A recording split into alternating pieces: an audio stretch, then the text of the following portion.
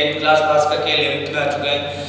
अब 11th की बात करते हैं तो सबसे पहले है कि आप आर्ट्स लेते हैं, कॉमर्स लेते हैं या साइंस लेते हैं, जो भी सब्जेक्ट आप लेते हैं वो आप लेंगे। लेकिन हिंदी ऐसा सब्जेक्ट आप आर्ट्स लेंगे तो भी आपकी हिंदी अनिवार्य रहेगी, कॉमर्स लेंगे तो भी रहेगी और साइंस रहे तो भी रहेगी। ठीक है, तो ये वीडियो इसीलिए मैं बना रहा हूँ ताकि अभी आप अभी जो ये आपात सिस्टम चल रहा है, अपना कोरोना चल रहा है, तो इस वजह से आप लोग सब घर पे हैं, तो ये वीडियो आप अवश्य देखें ताकि आपको जानकारी मिल सके। एनसीईआरटी का अपना चैप्टर आ चुका है। अब जो है पहली वाली बुक नहीं चलेगी, 11th में नई बुक है। 9th का कोर्स चेंज हुआ है, 11th का कोर्स चेंज हो गया है, तो एनसीईआरटी की बुक आ चुकी है हिंदी की। यहाँ पर हम बात करते हैं सबसे पहले पार्ट 1, पहला चैप्टर है हमारा नमक का दारोगा। पार्ट का नाम है गद्य खंड है ये। अभी हम गद्य खंड पढ़ेंगे, उसके बाद में फिर पद्य खंड पढ़ेंगे। ठीक है, तो नमक का दारोगा जो है ये प्रेमचंद जी के द्वारा लिखा हुआ है। कुछ एंट्रीज मैंने यहाँ पे करी है, बोर्ड पे आपको दिख रहा होगा। इनका मूल नाम गणपत राय था। क्या नाम था? गणपत राय। इनका जन्म हुआ 1880 ईस्वी लहंबी में हुआ, उत्तर प्रदेश में, और इनकी मृत्यु हुई 1936 ईस्वी में। इनकी मृत्यु हुई थी प्रेमचंद जी। प्रेमचंद जी की बात कर रहे हैं। 10वीं में आपने पढ़े होंगे, 10वीं में भी प्रेमचंद जी का चैप्टर था, 9th में भी था, और अब 11th में भी प्रेमचंद जी के बारे में हम जानकारी लेंगे। जन्म 1880 लहंबी उत्तर प्रदेश में, मृत्यु 1936 ईस्वी में इनकी मृत्यु हुई। एनसीईआरटी की बुक है। ठीक है, इनकी बहुत सारी रचनाएं हैं। पहले ये उर्दू में लिखते थे, छोटी सी जानकारी बता रहा हूं, उर्दू में ये नवाब राय के नाम से लिखते थे। अब देखो इसके 3 नाम हो गए। मूल नाम है इनका गणपत राय। ठीक है, पहले उर्दू में लिखना उन्होंने जब स्टार्ट किया था तो नवाब राय के नाम से लिखते थे। इनकी एक उर्दू में आई थी सोचिए वतन। सोचिए वतन आई थी, तो सोचिए वतन को अंग्रेज सरकार ने जब्त कर लिया था, क्योंकि उस समय आपको पता है भारत आजाद 1947 में हुआ। उससे पहले हम जो है अंग्रेजों के अधीन थे, उनके गुलाम थे। भारत हमारा उनका उपनिवेश था। ठीक है, तो सोचिए वतन जब आई प्रेमचंद जी की, तो सोचिए वतन को अंग्रेजों ने क्या कर लिया? जब्त कर लिया, उस पर रोक लगा दी, क्योंकि उसमें अंग्रेजों के खिलाफ बोला गया था। प्रेमचंद जी बार बार आवाज उठाते, किसानों के बारे में आवाज उठाते, मजदूरों की आवाज उठाते, और प्रेमचंद जी ने हमेशा जो है ऐसे ही कहानियां, जो भी कहानियां लिखी है वो सब गांवों से संबंधित लिखी है। यानी किसी सेठ, रईस, बड़े आदमी, जमींदार, सामंत, इनके बारे में कुछ नहीं लिखा उन्होंने। मजदूरों के बारे में, किसानों के बारे में, ग्रामीण क्षेत्र की महिलाओं के बारे में, ग्रामीण क्षेत्र के छोटे छोटे बच्चों के बारे में। ठीक है, तो नवाब राय के नाम से फिर बाद में इन्होंने हिंदी में लिखना स्टार्ट किया, तो हिंदी में इनका नाम हो गया प्रेमचंद।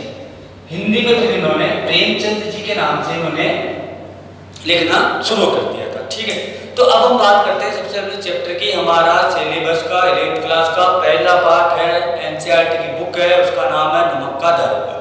पहले पार्ट के बारे में आपको जानकारी दे देता हूँ।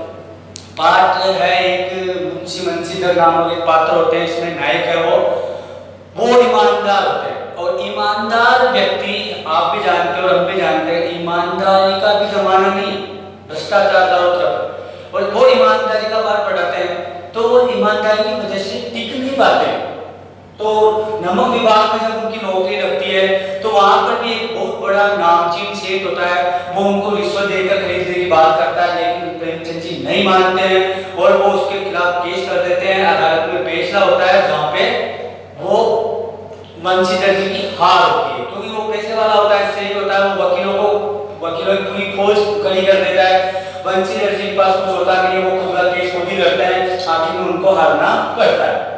ठीक है, तो इस कहानी के माध्यम से ये बताया उस समय की स्थिति कि जब देखो 1900 से 1950 के बीच में, 1880 से 1900 के बीच में भी स्थिति ये थी कि रिश्वत चलती थी, भ्रष्टाचार चलता था।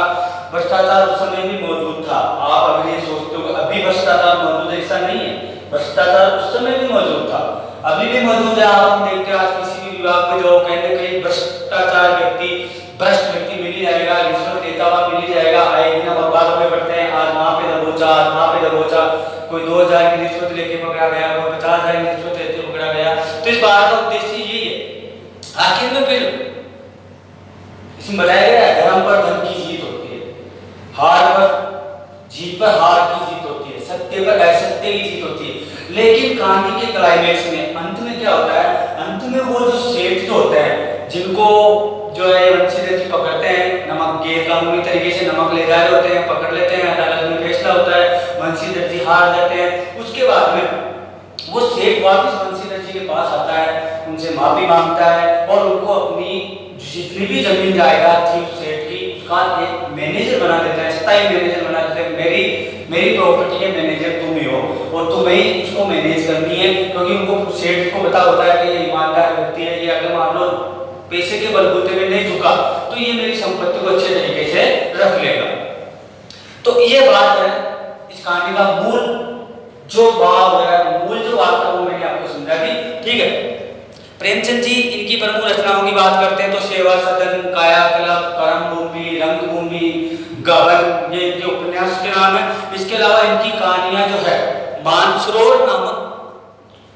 मानसरोवर के नाम से 8 खंडों में आ चुकी है। यानी मानसरोवर के कितने खंड है? 8 खंड है टोटल, और 8 खंड में मानसरोवर नाम से है, जिसमें इनकी प्रेमचंद जी की बहुत सारी कहानियां हैं वो इसमें संकलित है। ठीक है, हिंदी कथा साहित्य में ये शिक्कर पुरुष माने जाते हैं। बचपन इनका प्रेमचंद जी का अभाव में भी था, दयनीय स्थिति थी, ज्यादा पिताजी ज्यादा कमाते नहीं थे, जैसे तैसे करके इन्होंने अपनी पढ़ाई पूरी करी। ठीक है, बीए तक की इन्होंने पढ़ाई करी, जीवन यापन उनके लिए नौकरी करनी पड़ी। 1920 में असहयोग आंदोलन हुआ था, ये पता होगा आपको। 1920 ईस्वी में असहयोग आंदोलन हुआ था। तो ये असहयोग आंदोलन किसने चलाया था? महात्मा गांधी जी ने। ठीक है, तो महात्मा गांधी जी के असहयोग आंदोलन में भी प्रेमचंद जी ने सक्रिय रूप से भाग लिया था और उस आंदोलन से जुड़े हुए थे।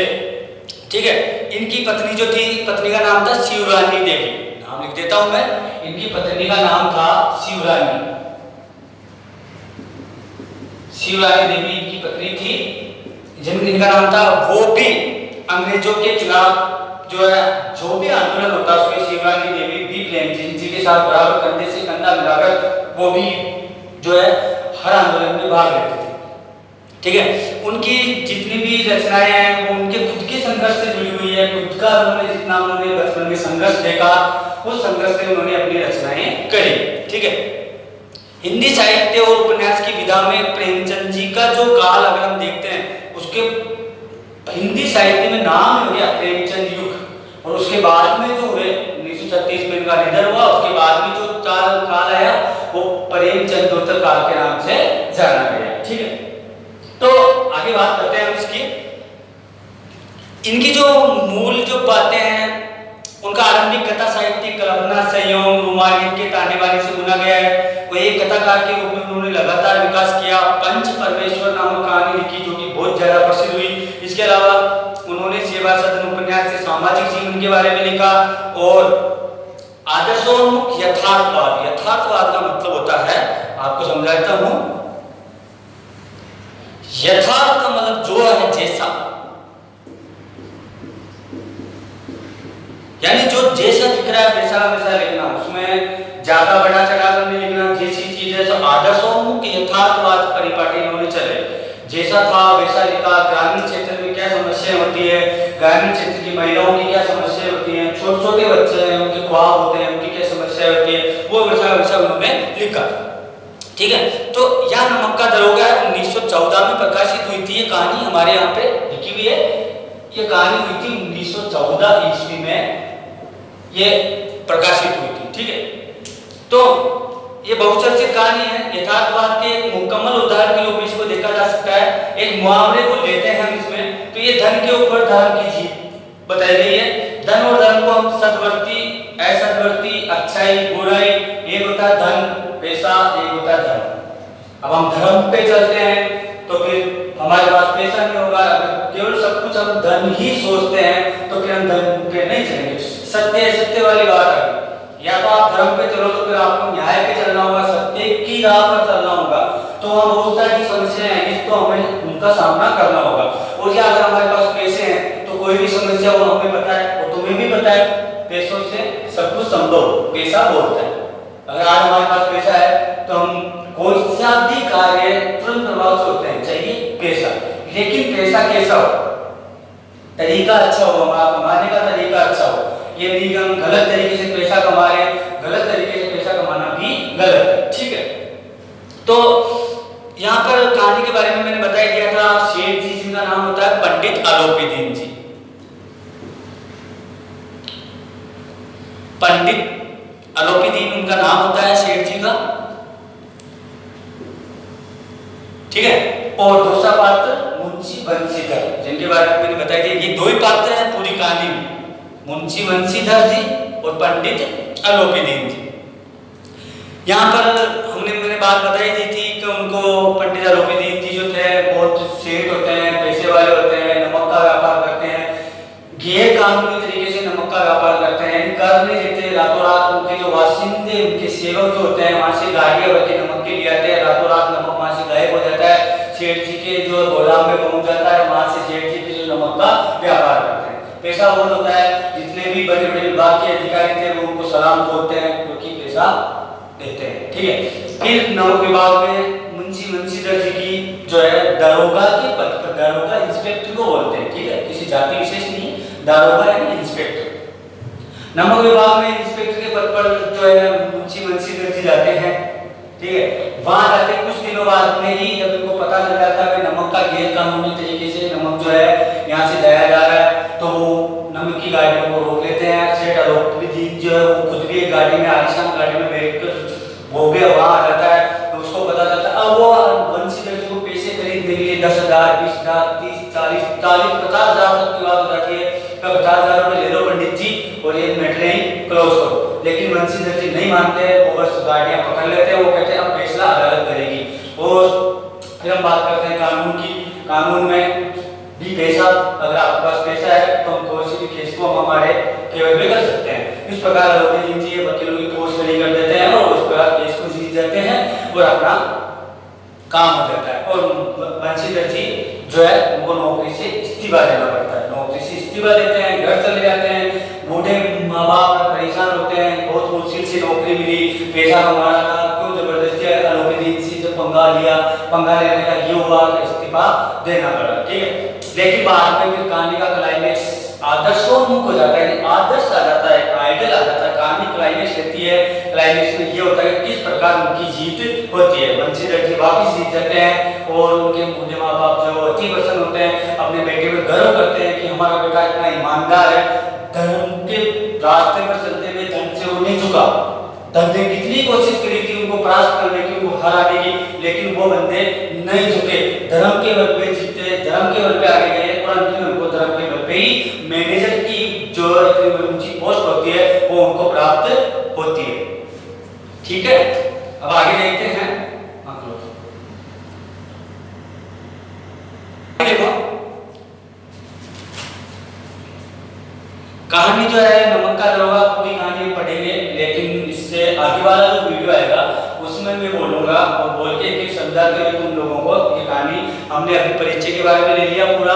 कहानी वापस आ जाते हैं 11th हिंदी अनिवार्य एनसीईआरटी की बुक है। एनसीईआरटी में हमारे यहाँ पे पहला जो पार्ट है उसका नाम है नमक का दरोगा, प्रेमचंद जी की लिखी हुई है। प्रेमचंद जी रचनाओं के बारे में बात करें और नमक का दरोगा जो कहानी है इसमें कौन कौन से पात्र है और उन पात्रों का जो मुख्य पात्र आलोपीदीन जी है, बंसीधर जी है, उसके बारे में हमने बात करी। कहानी हिंदी में ही है और आप चाहे आप कोई भी लोग, आप आर्ट्स लो, कॉमर्स लो, साइंस लो, हिंदी आपको पता है, हिंदी और इंग्लिश कंपलसरी सब्जेक्ट है, अनिवार्य सब्जेक्ट है, तो हिंदी आपके रहेगी और एनसीईआरटी बुक चलेगी, ठीक है। तो ये आपको अगले पार्ट में जो मैं आपको पूरी कहानी जो है विस्तार से तुम्हें कहानी से समझाऊंगा। आज का मूल उद्देश्य यही था कि हम इसकी शुरुआत तो करें, तुम लोग देखो भाई, हाँ ठीक है सर, नमक का दरोगा कहानी इतना आ गया, वो किसकी लिखी हुई है? प्रेमचंद जी की लिखी हुई है। मूल नाम क्या था? धनपत राय था। उर्दू में लिखते थे किस नाम से लिखते थे? नवाब राय के नाम से लिखते थे। हिंदी में प्रेमचंद जी के नाम से लिखा। फिर उसका उनका स्वदेह वतन जब्त हुआ और इस कहानी के माध्यम से हम ये बंसीधर जी है, कहानी का मूल भाव मेन बातें मैंने आपको समझाई दी है। भाई इस कहानी में हमें क्या पढ़ना है, इस कहानी का जो है ये मेरा आज का उद्देश्य था। धन्यवाद।